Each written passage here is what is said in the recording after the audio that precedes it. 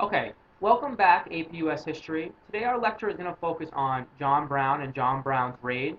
So we've kind of already been introduced to who John Brown was when we talked about Bleeding Kansas, if you remember some of the atrocities that he's a part of. So John Brown is a very militant abolitionist. He believes very strongly in his convictions. So we're going to kind of get into what his raid was and what it's all about kind of in 1859 when he leads this raid on Harper's Ferry in Virginia. So to start off with, let's just kind of look at John Brown, the man himself. So if you look at him, what kind of stands out to me is his eyes, his intensity that John Brown has. And it kind of permeates his entire personality here.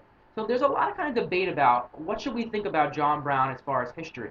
Some people are going to view John Brown and what he does, and they look at him as a hero. For the abolitionist cause, for standing up for what's right, the right values as far as America, what we should stand for. Other people kind of look at him as somebody who's possibly insane, as possibly a madman for what he's trying to do, because of the way he goes about really trying to get rid of slavery in America. And then other people kind of look at him maybe as like a religious zealot, somebody who is so religious that they just can't tolerate the hypocrisy of slavery in the United States any longer. So let's kind of dive deeper into some of these thoughts. So the idea of insanity, was John Brown actually insane? A lot of historians just completely discredit this idea that John Brown was insane. But I don't think you can just kind of like wipe it off the table without even talking about it. So I want to talk about it a little bit. Because after John Brown leads this raid on Harper's Ferry in 1859, he's going to be put on trial for it. And his lawyer actually uses the plea of insanity to try and get John Brown off of, being executed for his crime here. So what he says is John Brown, leader of the insurrection at Harper's Ferry, and several of his family have resided in this country for many years. Insanity is hereditary in that family. His mother's sister died with it, and the daughter of that sister had been 2 years in a lunatic asylum. A son and a daughter of his mother's brother have also been confined in the lunatic asylum, and another son of that brother is now insane and under close restraint. So his lawyer's trying to kind of paint him as, well, look, it's hereditary. He's a part of this family. Insanity runs in the family, and he's kind of a part of all of this. Now, to John Brown's credit, when he doesn't know that his lawyer is going to say this, and when his lawyer does say this, he really is very upset with his lawyer, and he kind of discredits it and says, no, this is not true. I'm not insane. So it is kind of debatable. When we see kind of some of his actions and what he thinks is going to happen, we have to kind of weigh out, is he an idealist? Is he somebody who just thinks that things might happen his way? Or is there something kind of off about John Brown? So one thing that you can say, I would say that you can say about John Brown is that you really can't say that he's a boring guy. He's a very interesting guy. There's a lot of kind of interesting things about him and his personality and his ideas. So John Brown is going to come up with this plot. What he thinks needs to happen to end slavery is that they need to have a popular uprising of the slaves in the South. Because what John Brown is going to say, if you look at the past 40 years in American history, from 1822, 1859, we've been trying to get rid of this institution of slavery, speaking as far as abolitionists in the North. We've been trying to get rid of this institution of slavery in the wrong way. We've been trying to do it from the top down, meaning let's use the government and law and new acts to kind of help rid the country of slavery. And he's saying, look, it's not working. It's dysfunctional. The South has too much influence, and we're not obtaining what we're supposed to obtain, kind of abolition in the United States. And he's not a gradualist. John Brown is the most extreme version of an immediatist when we're going to kind of categorize abolitionists. And he's an extremist here. He wants immediate emancipation of the slaves. So he's going to say, well, if the government is not working for us, for the people of the North and for the majority here, we have to kind of take it into our own rights and kind of fix this problem. So what he wants to do, number one, what he wants to do is train a militia of abolitionists, a small militia, and try and really kind of start a slave insurrection in the South. So there's some problems that are going to kind of arise from this. Number one,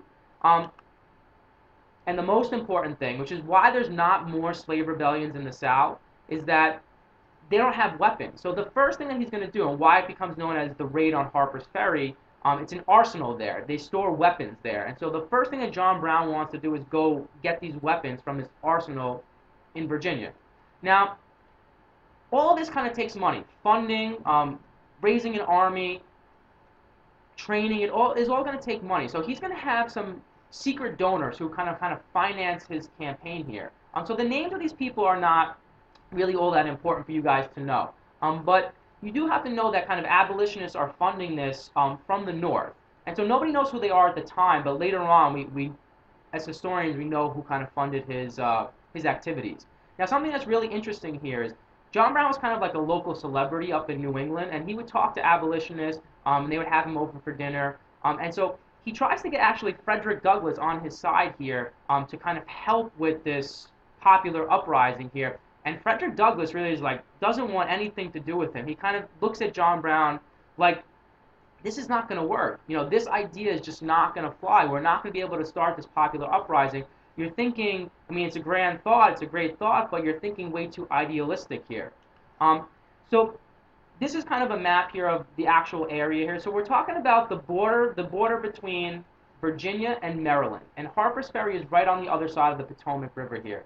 So John Brown kind of sets up his base of training in Maryland, right across the border. So they're in this farmhouse, the Kennedy farmhouse, and basically it's him, two of his sons, and about 15 in total are going to be training here in Maryland.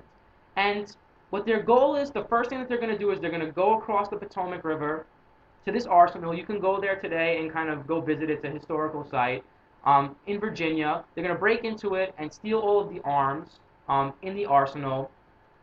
And then after they do that, which they did start to do this.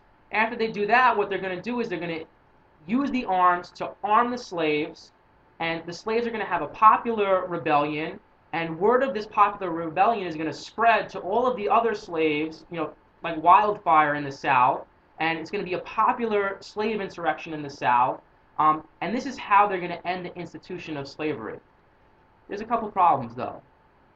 Number one, he's got 15 people. Only 15 people he's going to bring to start the massive slave insurrection for an institution that's dominated the South, you know, for 70 years here. He's going to bring 15 people to kind of get this started. Number two, he does not even inform the slaves of what he plans to do. They have no idea what John Brown is doing here. He doesn't kind of like try and send secret messages to slaves in certain states so that when they know that this happens, you know, they're going to start their insurrection also. There's no coordination here with slaves across America. And so because of all of this, it's going to fail. I mean, kind of predictably, it's going to fail. So what ends up happening? What's the fate of John Brown here? Well, what happens is John Brown is going to go on trial for treason. I mean, he's breaking American laws. He's turning against the country. He's trying to start a popular revolution, a popular revolt, and the fate that he's going to suffer is he's going to be hanged for his crime here. He's going to be executed, publicly executed for what he did. Now, this is not just the Southerners turning on John Brown here and saying, well, we need this execution or calling for this execution. It's Northerners too. You know, and Abraham Lincoln is also kind of on that side that says John Brown should be executed.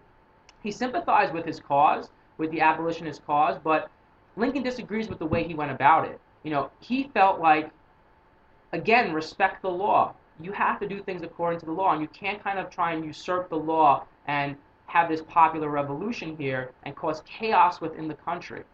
So really what we're going to talk about tomorrow is your opinions of John Brown. What do you think about him?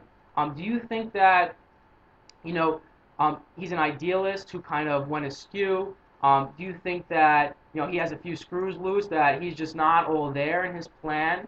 What do you really think about him, and how should people view him? Because really what we're really going to talk about is the view of John Brown changes over time.